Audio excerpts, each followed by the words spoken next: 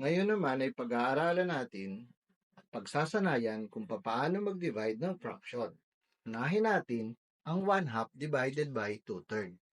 Ang gagawin lang natin, ang 1/2 ay imumultiply natin sa kabaliktaran ng 2/3 o tinatawag nating reciprocal ng 2/3. Ibig sabihin, babaliktarin natin. Ang 2/3 ay magiging 3/2. Pagkatapos, atin na itong imumultiply. At ang pagmumultiply, 1 times 3 is equal to 3. 2 times 2 is equal to 4. Ito na ngayon ang ating magiging pinaka-final na sagot.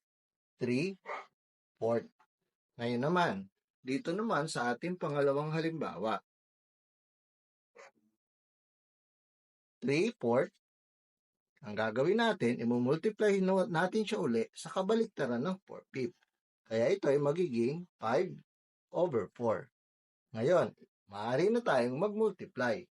3 times 5 ay equal sa 10. At ang 4 times 4 ay equal sa 16.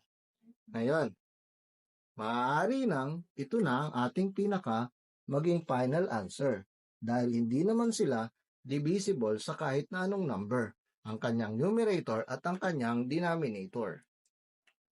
Ngayon, dito naman tayo ngayon sa panghuling halimbawa. Ang gagawin natin, ang 2/8 ay imumultiply natin sa kabaliktaran ng 1/4. Magiging 4/1. Kaya't magiging 2 times 4 is equal to 8. 8 times 1 is equal to 8. Kaya't kung ating isi-simplify ang ating pinakasagot, 8 divided by 8 is equal to 1. Ito na ngayon ang ating magiging pinaka-final answer. Laging tatandaan, sa pagdidivide ng fraction, laging babaliktarin ang divisor. Ito yung nagdi-divide. Yung 1/2, idinidivide ng 2/3. So, yung divisor mo, yun yung iyong babaliktarin o kukunin mo ang kanyang reciprocal.